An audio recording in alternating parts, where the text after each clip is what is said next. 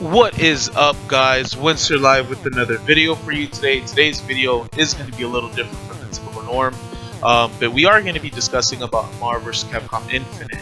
Before anything, I want to let you guys know thank you for the continual support. You guys keep showing the channel and you keep showing me. Really helps out the channel. We are super close to this month's goal, 45 subscribers. I would appreciate it if you guys did manage to subscribe and just leave a comment or a like, whatever you guys want to do. But we have a lot to discuss today. Let's go ahead and go for it, and let's get into today's discussion. Okay guys, so today is going to be a two-part episode. It's going to be a top 5 characters that I want to see in Marvel vs. Capcom Infinite. I am going to do a list for Capcom and Marvel respectively. I couldn't just jam-pack top 5 into one list, so I had to make two. So let's jump straight into it here. Starting today's list, in no particular order, is the Man Titan, Thanos. Thanos has made an appearance in Marvel vs. Capcom before, so I do hope that he does make it into this one. And he's also in the Marvel Cinematic Universe, which is probably one of the biggest build-ups to a villain I've ever seen before, but it'd be hard to believe that he wouldn't make it in this one. And I hope he does. I mean, Thanos probably is the biggest villain for the Marvel Universe, whether it be movies or comic books. And I think it'd be pretty dope to see him again one more time in a new Versus game. The last time he was in one was MVC2. Now, the graphics for the time were probably revolutionary, but I definitely want to see him in a 3D model just to see what he's capable of. I'm pretty sure they'll do him justice. The only thing that I don't want to see is have him have his stupid bubble supers. I don't know why he had bubble supers in MVC2, but I don't want to see that because I think that's just too cheesy. I want to see something devastating using the Infinity Gauntlet, and I think he's just a really complex character. I feel like he's really looking just for love. For those who don't know, Thanos is in love with Death. In the Marvel Universe, Death is a woman, and he's literally just trying to impress her. In the Infinity Gauntlet storyline, he actually uses the gauntlet to kill half of the universe's inhabitants, which is pretty ridiculous in its own right. He literally just snaps his fingers and boom, they're all dead. But definitely want to see Thanos in the new Marvel vs. Capcom Infinite.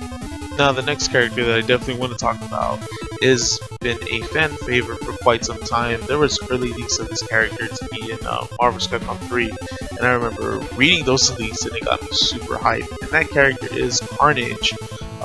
Carnage has always been a character that everyone's wanted, and I feel that they just couldn't do it right. And unfortunately, he was never in MVC3.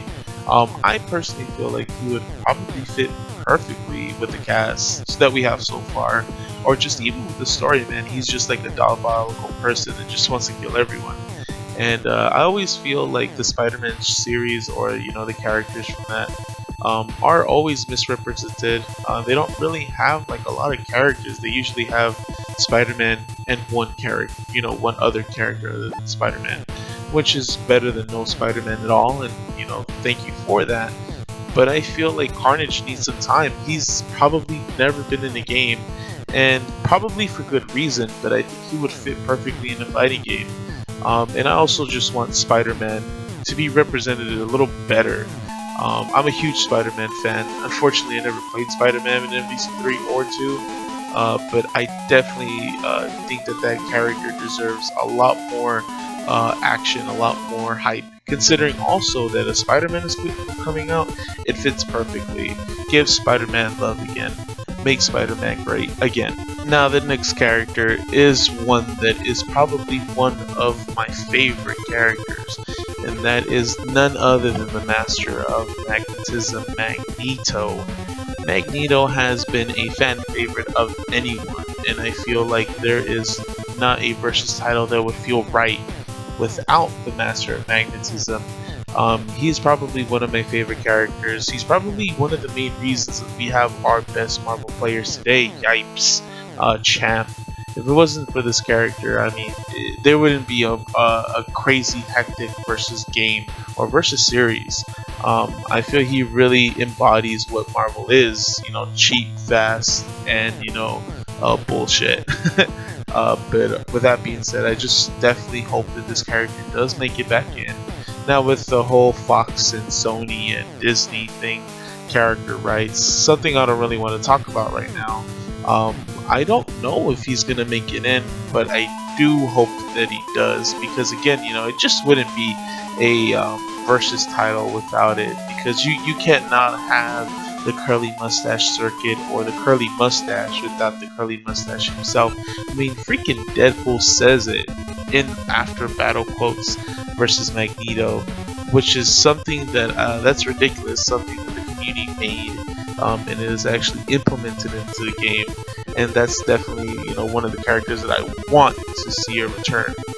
Now, another character that I definitely want to see in MVCI that has yet to make an appearance in any versus title, and he is a Spider-Man character. If you do check it out, there is, you know, a little theme going on here. I like Spider-Man, and that character is Professor Octavius, or better known as Doc Ock.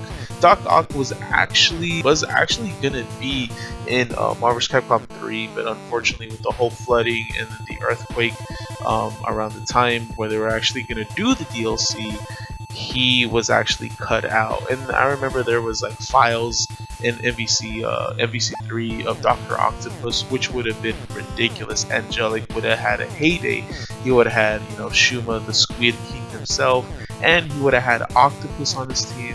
Who knows what would happen there, you know, who knows what the story would have gone. But yeah, Dr. Octopus is probably one of like the better Spider-Man villains. He is part also of the Sinister Six, for those who don't know. And I think he's just super dope. I mean, a doctor who's super smart, and he has like these metal appendages that actually give him no superpowers, but he's just a mad scientist with, you know, this crazy strength of arms. Now, I don't know too much of his background on how he got the appendages. I think in the comic books and I think in the show he just like made them.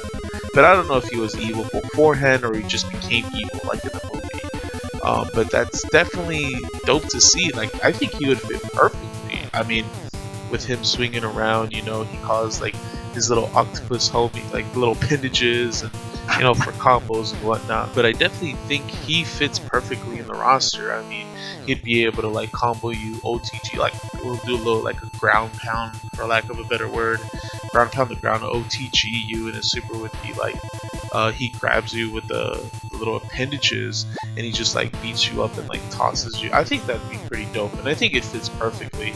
But again, you know, rights may play a little factor there. We don't know if he's actually going to be able to because of Spider-Man, but considering that Marvel is doing its own Spider-Man movie, I can only hope that he'll actually be in this one, and hope that he'd be a brand new character for the franchise. Now, the last character that I want to talk about today, it was hard picking him. It was either between him or Silver Surfer, something old versus something new. This character is Cyclops. Cyclops is probably one of the most iconic characters in the X-Men series or comic books. He's also probably one of the most iconic in the Versus series showcase of the game of X-Men vs. Street Fighter, where he shakes Ryu's hand. I think that was a great introduction of like the two universes colliding, like both leaders of said universe collide and shake hands. I mean, it was just super dope. And when you would hit the start button after you inserted the coins, you know, it just like it was so dope. It's so iconic even to this day. Also, he is really popular in Marvel vs. Capcom 2. Justin Wong really popularized the character with the Invincible Super. Also, everyone mostly remembers it from that famous comeback against IFC Yipes. I mean, that comeback was one for the decades, one for the books, man. I mean, you don't. If that's not a comeback, I don't know what is. But I definitely think that X-Men or even Cyclops deserve a little more representation now. Again, we are back to the original problem of everything: licensing. Who owns what and what can we use? And how do we stop our other companies from using that character or gaining publicity? I definitely understand. At the end of the day, it's a business, but I really hope with this one that licensing doesn't interfere whatsoever, because Cyclops is probably one of my favorites, and it's another reason why I actually started playing the Versus series, because of him and his most iconic, you know, introduction to the Versus series when I was a kid, at least. Okay guys, that is gonna be it for today's video on my top 5 characters that I want to see in Marvel vs. Capcom Infinite from the Marvel side, of course. Be sure to keep your eyes peeled. The second part to this video should be coming out sometime soon from covering the top 5 characters, obviously from the Capcom side. Hit that subscribe button if you don't do it already to keep up with everything so you don't miss anything and you are up to date. Lastly, I do want to know what you guys think about my list. What characters do you guys want to see in Marvel vs. Capcom Infinite? And how do you feel the game is going to be like? What characters need to be in it? With that being said, my name is Wenster. This is The Average Fighter. Thank you for tuning in. I'll check you guys out later.